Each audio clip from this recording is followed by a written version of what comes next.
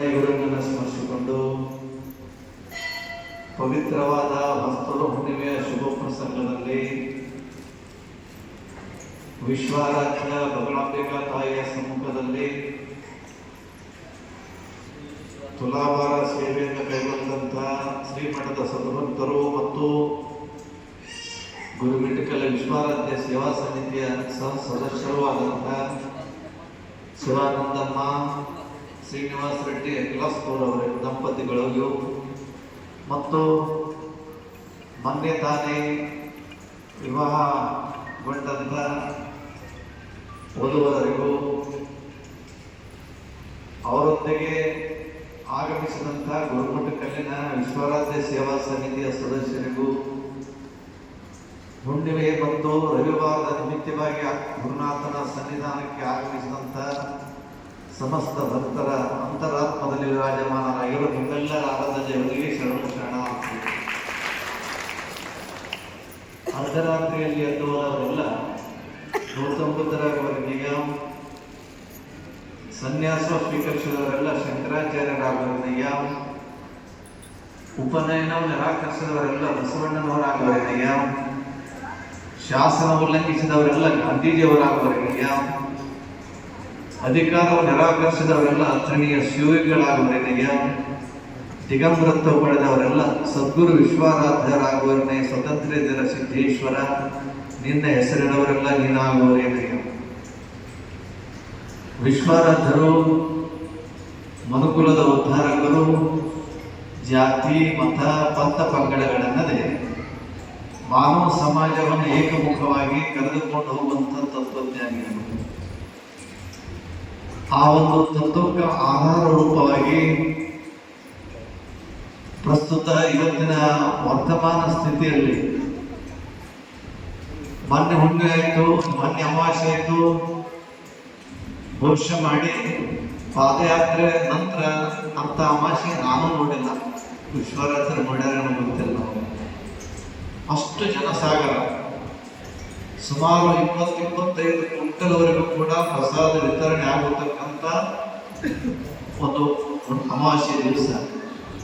ನಂತರ ಮತ್ತು ರವಿವಾರನೂ ಅಷ್ಟೇ ಇತ್ತು, ಗುರುವಾರನೂ ಅಷ್ಟೇ ಇತ್ತು, ಮತ್ತು ಹುಣ್ಣಿಮೆಗೂ ಜನ ಕಾಣುವಂಥವ್ರು ಆಗ್ತೀವಿ. ಈಗ ಕಾರಣ ಏನಂತ ಕೇಳಿದಾಗ ಪ್ರತಿಯೊಂದು ಕ್ಷೇತ್ರಕ್ಕೂ, ವಿಶ್ವಾರಾಧ್ಯ ಕ್ಷೇತ್ರಕ್ಕೂ, ಪ್ರತಿಯೊಂದು ಮಠ ಮಂದಿರಗಳಿಗೂ ವಿಶ್ವಾರಾಧ್ಯ ಮಠ ಮಂದಿರಗಳಿಗೆ ಏನು ವ್ಯತ್ಯಾಸ ಆಗುತ್ತೆ? ಇವತ್ತಿನ ವಾತಾವರಣದಲ್ಲಿ ನಿನ್ನೆ ನಾವು ಹೋಗುವತ್ತಿಂದ ಯಾವಾಗ ಇದ್ದಂಥ ಸಂದರ್ಭದಲ್ಲಿ ನಮ್ಮ ಬಸವರಾಜ ಶಾಸ್ತ್ರಿ ಹೇಳಿದ, ಸ್ವಾಮಿ ವಿವೇಕಾನಂದ ಹೇಳಿದ್ದಾರೆ, ಕಾವಿ ತೊಟ್ಟಂಥ ವ್ಯಕ್ತಿಗೆ ಜಾತಿ ಇಲ್ಲ, ಮತ ಇಲ್ಲ, ಪಂಥ ಇಲ್ಲ, ಪಂಗಡ ಇಲ್ಲ, ಅವೆಲ್ಲವನ್ನು ಇಟ್ಟುಕೊಂಡು ಏನಾದರೂ ಮಾಡ್ತಂದ್ರೆ ಅವ ಸ್ವಾಮಿನೇ ಅಲ್ಲ ಅಂತ ಹೇಳುವಂಥವ್ರಾಗ ಸ್ವಾಮಿ ವಿವೇಕಾನಂದ.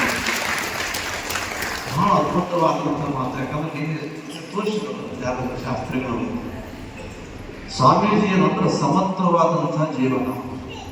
ಅಲ್ಲಿ ಹಿರಿಯರಿಲ್ಲ, ಸಣ್ಣವರಿಲ್ಲ, ದೊಡ್ಡವರಿಲ್ಲ, ಮತ್ತೊಬ್ಬರಿಲ್ಲ, ಮಗದೊಬ್ಬರಿಲ್ಲ, ಶ್ರೀಮಂತರಿಲ್ಲ, ಬಡವಿಲ್ಲ, ದಮ್ಮನವಿಲ್ಲ, ತೆಳ್ಳನವಿಲ್ಲ, ಒಂದೊಂದವ್ರು ಯಾರೂ ಕೂಡ ಸಮಾನ ದೃಷ್ಟಿಯಿಂದ ಕಾಣ್ತಾರ, ಅವರೇ ನಿಜವಾದಂಥ ಸ್ವಾಮಿಗಳು. ಆ ಒಂದು ಪ್ರಸ್ತುತವಾದಂಥ ವಾತಾವರಣ ಅದು ಎಲ್ಲ ಅಂತ ಕೇಳಿದ್ರೆ ನಮ್ಮ ವಿಶ್ವರಾಧ್ಯ ಮಟ್ಟದಲ್ಲಿ ಇನ್ನೂ ಜೀವಂತ ಆದ ಕಾರಣ ಏನಂದ್ರೆ, ತುಲಾಭಾರ ಮಾಡಿದ್ರು ನಾವು ಮಾಡಿಸ್ಕೊಂಡ್ರು, ತೂಗಿದ್ರು ತೂಗಿಸ್ಕೊಂಡ್ರು, ಭಕ್ತಿ ಅನ್ನುವಂಥದ್ದು ಅವರು ಅರ್ಪಣೆ ಮಾಡಿದ್ರು ಅರ್ಪಿಸಿಕೊಂಡೆವು, ಆಗ ನಾವು ಹಾಕಿಸೋಗಿಲ್ಲ. ಕಾರಣ ಏನಂತ ಕೇಳಿದ್ರೆ, ವಿಶ್ವರಾಧ್ಯರು ಈ ಕ್ಷೇತ್ರದಲ್ಲಿ ಇನ್ನೂ ಕೂಡ ಅಲ್ಲೆಲ್ಲಿ ಇರ್ತಾರ ಅಂತ ತಿಳ್ಕೊಂಡು ಅದು ಜೀವಂತವಾದಂಥ ಮಾತು. ವಿಶ್ವರಾಧ್ಯರ ತಲೆ ಶರೀರ ಕಾಣಿಸ್ತಂದ್ರೆ ಅದು ಹೋಗ್ತದೆ. ಎದೃಷ್ಟಂ ತನ್ನಷ್ಟಂ, ಕಣ್ಣಿಗೆ ಯಾಕೆ ಕಾಣಿಸ್ತಂದ್ರೆ ಹೋಗಸಲಿಂದ ಕಾಣಿಸ್ತಂತ. ಎದೃಷ್ಟಂ ತನ್ನಷ್ಟಂ ಅಂದ್ರೆ ಕಣ್ಣಿಗೆ ಕಾಣುವಂಥದ್ದು ಹೋಗ್ತದಲ್ಲೇ, ಕಾಣುವಂಥದ್ದಕ್ಕ ಅದು ಕೆಡಂಥದ್ದಕ್ಕೆ ನಾವು ಚಿಂತೆ ಮಾಡಬಾರದು, ಉಳಿಯಂಥದ್ದಕ್ಕೆ ಬೆಳೆಸಬೇಕು.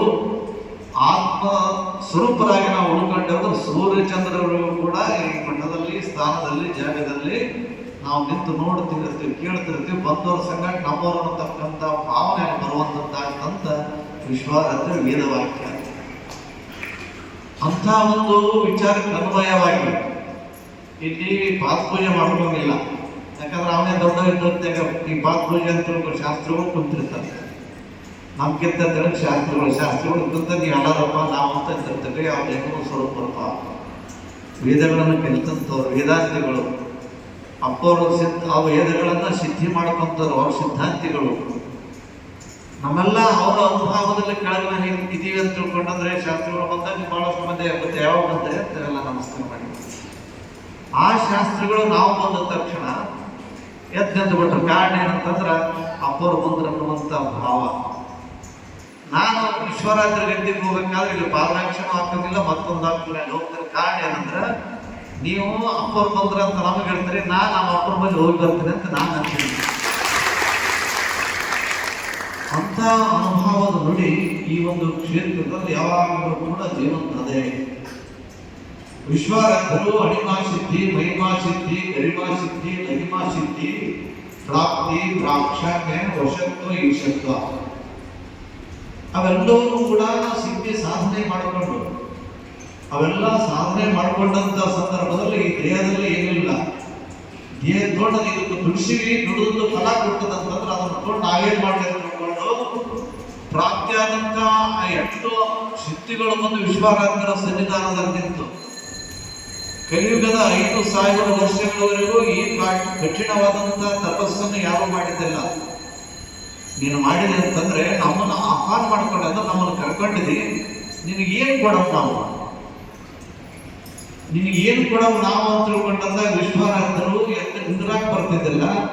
ಸುಮಾರು 3 ವರ್ಷಗಳ ಕಾಲ ಒಂಟು ಕಾಲಿನ ನಿಂತು ದೇವಿಯನ್ನು ಪ್ರತ್ಯಕ್ಷೀಕರಿಸಿಕೊಂಡಂತ ವಿಶ್ವರಾತ್ಮರು ಶರೀರ ಪಾದ ತಪ್ಪಿ ತಪ್ಪನೆ ಬಿದ್ದಾಗ ತಾಯಿ ಒಂದು ಎತ್ತುಕೊಂಡು ಸಿದ್ಧಿಗಳನ್ನು ಒಲಿಸಿಕೊಂಡಿವಿ, ನಿನಗೆ ಏನು ಬೇಕಂತ ವಿಶ್ವರಾತ್ಮರು ಹಾಗೆ ಕಾಲು ಹಸುವಂತ ನಾ ದುಡಿದಕ್ಕೆ ನೀ ಕೂಲಿ ಕೊಡ್ಲಕ್ಕೆ ಬಂದಿದ್ದೇನು ಅಂತ ಕೇಳಿದಂತ ದೇವಿ ವಿಶ್ವರಾತ್ಮರು.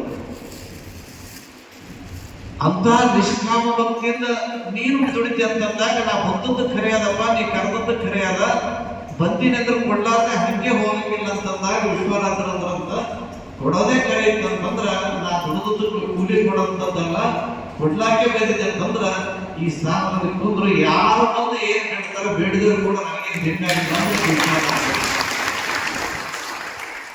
ಅಂತ ಜೀವಂತವಾದಂತ ಸ್ವರೂಪ ಜ್ಞಾನವನ್ನ ವಾತಾವರಣವನ್ನ ನಾವು ಈ ಕ್ಷೇತ್ರದಲ್ಲಿ ಕಾಣತಕ್ಕಂಥವ್ರಾಗ್ತೀವಿ. ಆ ಪುಣ್ಯಾತ್ಮರು ಲಗ್ನಕ್ಕೆ ಮಗಳ ಲಗ್ನಕ್ಕೆ ಬಹಳ ಶ್ರೀನಿವಾಸ ಬಹಳ ಯಥಾರ್ಥ ಸ್ವಭಾವ, ಬೆನ್ನ ಕರೆಯಾಕ ಹೇಳಕ್ ಬಂದಿರ್ತಾನ, ಅಲ್ಲಿ ಬಂದಿರ್ತಾನ, ಅವ್ನು ಯಾರು ಕರ್ಕೊಂಡು ಬರ್ಬಾರ್ದು, ಬಹಳ ಸೂಕ್ಷ್ಮ ಸ್ವಭಾವ ಮನುಷ್ಯ. ಆ ಹೆಂಡತಿ ಬೇಡ್ಕೊಂಡಿದ್ದ ಅಂತ ಸಕ್ಕರೆ ತುಲಾಭಾರ ಮಾಡೋಣ ನೋಡಿ, ಎಷ್ಟು ಅವ್ರು ಚಾಣಾಕ್ಷದಾರ ಅಂತ ತಿಳ್ಕೊಂಡಂದ್ರ. ದುಡ್ಡಿನ ತುಲಾಭಾರ ನಾ ಮಾಡ್ತೀನಿ ಅಂತ ಗಂಡ ಅಂತ ಹೇಳ್ತಿದ್ರು, ನಾನು ಸಕ್ಕರೆ ತುಲಾಭಾರ ಮಾಡ್ತೀನಿ. ಕಾರಣ ಏನು? ದುಡ್ಡು ಕೊಟ್ರೆ ಅವರು ಯಾವುದೇ ಪುಣ್ಯ ಕಾರ್ಯಕ್ಕೆ ಬಂದಿದೆ, ತುಲಾಭಾರ ಕಾರ್ಯ ಎಲ್ಲಿ ಹೋಗ್ತದೆ ಅಂತಂದ್ರೆ ಅದು ದೇವತಾ ಕಾರ್ಯಕ್ಕೆ ಹೋಗ್ತದ, ನಾವು ಮುಟ್ಟಂಗಿಲ್ಲ. ಅಂದ್ರೆ ಅಲ್ಲಿ ಅಣಿಮಾದಾಸ ಸಿದ್ಧಿಗಳ ಮೂರ್ತಿ ಮಾಡಕ್ಕಂತಾರೆ. ಇಲ್ಲಾಂದ್ರೆ ಬೆಂಗಳೂರಿನಲ್ಲಿ ಅಣಿಮಾ ಸಿದ್ಧಿದ್ದು, ಮಹಿಮಾ ಸಿದ್ಧಿದ್ದು, ಗರಿಮಾ ಸಿದ್ಧಿದ್ದು ಕಾಲ ಕಾಲಕ್ಕೆ ಇವತ್ತು ಹೇಳ್ತಿರ್ತೀವಿ ಏನೋ ಸಿದ್ಧಿ ಅಂತ, ಅಣಿಮಾ ಸಿದ್ಧಿ ಅಂತ, ಗರಿಮಾ ಸಿದ್ಧಿ ಅಂತ. ಅವು ಕಾರ್ಯರೂಪಕ್ಕೆ ಹ್ಯಾಂಗ್ ಬರ್ತಾವ, ಅವರ ಸ್ವರೂಪ ಜ್ಞಾನ ನಾವು ಹ್ಯಾಂಗ್ ಆಗ್ತದೆ ತಿಳ್ಕೊಂಡು ನೋಡಿದಾಗ ಅದರ ಚಿತ್ರಣ ನಮಗೆ ಬರಬೇಕು. ಇದು ಕಾಲ ಕಾಲಕ್ಕೆ ಬಂದಂಥವ್ರಿಗೆ ಅದು ಪ್ರಜ್ಞೆ ಅರಿವು ಆಗ್ಬೇಕೆನ್ನತಕ್ಕಂಥ ದೃಷ್ಟಿ ಇಟ್ಕೊಂಡು ಈಗಾಗಲೇ ಶಾಸ್ತ್ರಗಳು ಎಲ್ಲರೂ ಕುಡ್ಕೊಂಡು ಹೋಗಿ ಕೋಲಾರ ಜಿಲ್ಲೆ ಕೆಂದಡ್ಡಿಯಲ್ಲಿ ಅದು ಸುಮಾರು ಒಂದೊಂದು ಮೂರ್ತಿ 28 ಇಂಚಿನ ಒಂದು ಮೂರ್ತಿ, ಅದು 1 ಲಕ್ಷ ಎಷ್ಟೋ ರೂಪಾಯಿ ಆಗ್ತದೆ. ಅಂದ್ರೆ 2,500 ರೂಪಾಯಿ 1 kg, ಒಂದೊಂದು ಮೂರ್ತಿ 53 kg 53 kg ಆಗ್ತಾವಂತ. ಅಂತ ಮೂರ್ತಿ ಆ ಮೂರ್ತಿಗೆ ಎಲ್ಲಿ ಮುಟ್ತಾವಂತಂದ್ರೆ ತುಲಾಭಾರ ಬಂದಂತ ದುಡ್ಡು ಅದಕ್ಕೆ ಹಾಕ್ತಿವಿ, ಅದು ಒಯ್ದಾಗಿ ಮುಟ್ಟುವಂಥದ್ದು ಆಗ್ತದ. ಇವ್ರ ಸೇವನು ಕಾಯಂ ಉಳಿದಂತಾಯ್ತು, ಮೂರ್ತಿನೂ ಕೂಡ ಕಾಯಂ ಉಳಿದಂತಾಯ್ತು. ಇದಕ್ಕೂ ಭಕ್ತಿ ಭಕ್ತಿ ಅಂತ ಹೇಳುವಂಥದ್ದಾಗ್ತದೆ. ಇನ್ನು ಅವನ ಸೇವಾ ಆಯ್ತು, ತುಲಾಭಾರ ಮಾಡಿದ್ದು ಸಕ್ಕರೆ ಕೊಡಬೇಕಲ್ಲ. ಎಷ್ಟು ಎಷ್ಟು ಒಂದು ವೈಶಿಷ್ಟ್ಯ ಅದರ ಒಳಗಿನ ಗೂಢಾರ್ಥ ಅಂತ ಕೇಳಿದ್ರೆ, ತುಲಾಭಾರ ದುಡ್ಡೇನೋ ಮೂರ್ತಿಗೆ ಹೋಗ್ತಾವ, ಸಕ್ಕರೆ ಕೊಟ್ರ ಅಪ್ಪರು ಎಲ್ಲಿ ಹೋಗ್ತದ ಅಂತ ಕೇಳಿದ್ರ ಆ ಸಕ್ಕರೆ ಬೇರೆ ಸಕ್ಕರೆ ಆದ್ರೆ ಚಾಕ್ ಹೋಗ್ಬೋದು, ಬೇರೆ ಸಕ್ಕರೆ ಆದ್ರೆ ಸೀರಾ ಮಾಡಕ್ ಹೋಗ್ಬೋದು, ಬೇರೆ ಸಕ್ಕರೆ ಆದ್ರೆ ಏನಾದ್ರೂ ವಸ್ತುಗಳನ್ನು ಮಾಡ್ಕೊಂಡು ತಿನ್ನಕ್ ಹೋಗ್ಬೋದು. ಆದ್ರ ಕೊಟ್ಟಂತ ಭಕ್ತಿ ನಾ ಕೊಟ್ಟಂತ ಸಕ್ಕರೆ ಅದು ಪ್ರಸಾದ ಆಗ್ಬೇಕಲ್ಲ, ಏನ್ ಮಾಡ್ಬೇಕಂತ ಕಲ್ಲು ಸಕ್ಕರೆ ಕೊಟ್ಟಾಳಲ್ಲ, ಅದು ಬಹಳ ಅದ್ಭುತವಾದಂತ ವಿಚಾರ. ಅಂದ್ರೆ ಅದು ಕೊಟ್ಟಂತ ಪ್ರಸಾದ ಸುಮಾರು ಎಷ್ಟು ಕೆಜಿ ಅದಾರ ನಿಮ್ಮ ಅಪ್ಪರು ಗೊತ್ತಿಲ್ಲ, ಎಷ್ಟು ಕೆಜಿ ನಮ್ಗೆ ಗೊತ್ತಿಲ್ಲ ನನಗ. ಅಷ್ಟು ಕೆಜಿ ಸಕ್ಕರೆ ತೂಗಿದ್ರಂತಂದ್ರೆ ತಿಂಗಳಿಗೆ ಬಂದವ್ರಿಗೆ ಎಲ್ಲರಿಗೂ ಕೊಟ್ಟು ಬಂದಾದ್ರ ಕೊಟ್ಟವರಿಗೆಲ್ಲ ಏನಂತೀರಿ, ಸಕ್ಕರೆ ಹಂಗಾಗಿ ತಂದದ್ದು ಸಕ್ಕರೆ ಅಂತೀರಿ. ಅದೇ ಸಕ್ಕರೆ ತಂದ್ರೆ ದೇವರಿಗೆ ನೈವೇದ್ಯ ನೀಡಿದಾಗ ಸಕ್ಕರೆ ಪ್ರಸಾದ ಐತಿ. ನಳದಂತದ್ದು ಬಾವಿಂತದ್ದು ಬಾವಿನಿಲ್ಲ ಮಾತು ಬಿಡ್ರಿ. ಆ ನೀರು ತಂದು ದೇವರಿಗೆ ಹಾಕ್ತೀರಿ, ದೇವರಿಗೆ ತಗೊಂಡ ಸಂದರ್ಭದಲ್ಲಿ ನೀರು ಹಾಕೊಂಡು ಮತ್ತು ಸ್ವಲ್ಪ ತೀರ್ಥ ಹಾಕೊಂಡು ತಿಳ್ಕೊಂಡು ನಾವೇ ಗುಡಿ ನಿಂತಿರ್ತೀವಿ. ಹಾಗೆ ಬದಲಾವಣೆ ಆದಂತ ಸಂದರ್ಭದಲ್ಲಿ ನಾನು ಕೊಟ್ಟಂತ ಭಕ್ತಿಯ ಸಕ್ಕರೆ ಅಪ್ಪನ ಮಠದಲ್ಲಿ ಹೋಗಿ ದಿನಾಲೂ ಪ್ರಸಾದ ರೂಪ ಆಗಲಿ, ಅವರು ಪ್ರಸಾದ ತಿಳ್ಕೊಂಡು ಬಾಯಿ ಚಪ್ಪರಿಸಿದಾಗ ನಾವಲ್ಲಿ ಸುಖದಿಂದ ಇರ್ತಕ್ಕಂಥ ಮಹಾಭಾವಗಳು. ಅದನ್ನು ಎಷ್ಟರಲ್ಲಿ ಗೂಢಾರ್ಥ ತಿಳ್ಕೊಂಡು ಕೇಳಿದಾಗ ಗುರುಗಳನ್ನಾಗಲಿ ಜಂಗಮ ಸ್ವರೂಪಗಳನ್ನಾಗಲಿ ಮಹತ್ವವನ್ನು ಯಾವಾಗಲೂ ಕೂಡ ನಾವು ಆಹ್ವಾನಿಸಿ, ಈಗ ಮನೆಯಾಗ ನಿವೇದನೆ ಮಾಡಿದ್ರೆ ಕಳಿಸ್ತಿರ್ತೀರಿ, ಊಟಕ್ಕೆ ಅಂತ ಕಳಿಸ್ತಾರೆ, ಯಾವುದೇ ತರದ ಸಾಧನ ಉಳಿಸ್ಬೇಕಂತ ತಿಳ್ಕೊಂಡು ಅಂತಿರ್ತೀರಿ, ಸ್ವಾಮಿಗಳು ಉಳಿಸ್ಬೇಕಂತ ತಿಳ್ಕೊಂಡು ಅಂತಿರ್ತೀರಿ, ಒಗ್ಗರಿಗೆ ಉಳಿಸ್ಬೇಕಂತ ತಿಳ್ಕೊಂಡು ಅಂತಿರ್ತೀರಿ. ಇವೆಲ್ಲರಿಗೂ ಕೂಡ ಏನಾದಂತಂದ್ರೆ ನಾವು ಕೊಟ್ಟಂಥದ್ದು ವಿತರಣೆಯಾಗಿ ಅದು ಬಹುರೂಪವಾಗಲಿ, ಅದು ವಿಸ್ತಾರ ಆಗಲಿ, ಅದರ ತತ್ವ ಅಲ್ಲಲಾಗಲಿ, ತತ್ವ ದೊಡ್ಡದಾಗಲಿ, ತತ್ವ ಜೀವಂತವಾಗಿರಲಿ. ಇವತ್ತು ನೀವೆಲ್ಲ ಸ್ವಾಮಿಗಳು ಕರ್ಕೊಂಡೋಗಿ ಮನೆಯಾಗ ಕುಂದಿರಿಸಿ ಪ್ರಸಾದ ಮಾಡಿ ಸಾಷ್ಟಾಂಗ ಹಾಕ್ತಾರೆ ಶಾಸ್ತ್ರಿಗಳು ಅಂತ. ಸಾಷ್ಟಾಂಗ ಹಾಕ್ರಪ್ಪ, ಸಾಷ್ಟಾಂಗ ಹಾಕಿದಾಗ ಆ ಗದ್ದಿಗೆ ಮುಂದೋಗತ್ತವ ಎಪ್ಪ ಎಲ್ಲ ಮುಟ್ಟದ್ರಿ, ಎಲ್ಲ ಮುಟ್ಟ ಯೋಗ ಬಂದ್ರೆ ಅಂದ್ರೆ ಆ ಹತ್ರ ಹೋಗಂಗಿಲ್ಲ. ನಾವೊಂದು ಕೆಲವು ಮಂತ್ರಗಳಂತೀರಪ್ಪ, ನೀನು ನಮಸ್ಕಾರ ಮಾಡಿ ಸಾಷ್ಟಾಂಗ ಹಾಕು. ಶಿವಯೋಗಿನೇ ಸಂತೃಪ್ತೆ ತೃಪ್ತೋ ಭೂತಿ ಶಂಕರ ತತೃಪ್ತಿಯ ತನ್ಮಯಂ ವಿಶ್ವತೃಪ್ತಮೇತಿ ಚರಾಚರಂ ಸಾಮಜೇ ನಮಃ ಪಾರ್ವತಿ ಪತಿ ಹರ ಮಹಾದೇವ ಅಂತಾರ. ಅಂದ್ರೆ ನಮಸ್ಕಾರ ಮಾಡಿದ ನಂತರ ನೀವು ಗುರುಗಳಿಗೆ ಕೊಟ್ಟಂತ ಸಂದರ್ಭದಲ್ಲಿ ಗುರುಗಳು ಹಂಗೆ ಉಣಂಗಿಲ್ಲ, ಯಪ್ಪ ನನಗೆ ನಾನು ಮಾಡಿದಂತ ತಪ್ಪಿನ ನನಗೆ ಮುಟ್ಲಿ, ನಂದು ಏನೋ ಒಂದು ಸದ್ಭಾವನೆ ಇಟ್ಟುಕೊಂಡು ಯಾವುದೇ ತರದ ಒಂದು ಭಾವನೆಗಳನ್ನು ತುಂಬಿಕೊಂಡು ನನ್ನ ಪ್ರಸಾದ ನೀಡಿರಲ್ಲ, ಆ ಪ್ರಸಾದಕ್ಕೆ ಪೂರಕವಾಗಿ ನೀನು ನನಗೆ ಆಶೀರ್ವಾದ ಮಾಡಂತ ತಿಳ್ಕೊಂಡು ಭಕ್ತಾದ ಸಾಷ್ಟಾಂಗ ಹಾಕಿದ ಗುರುಗಳಂತರ ಶಿವಯೋಗಿನೇ ಸಂತೃಪ್ತಿ ಮಾಡಪ್ಪ, ನೀನು ನನಗೆ ಕೊಟ್ಟು ಯಪ್ಪ ಮಾಡಿ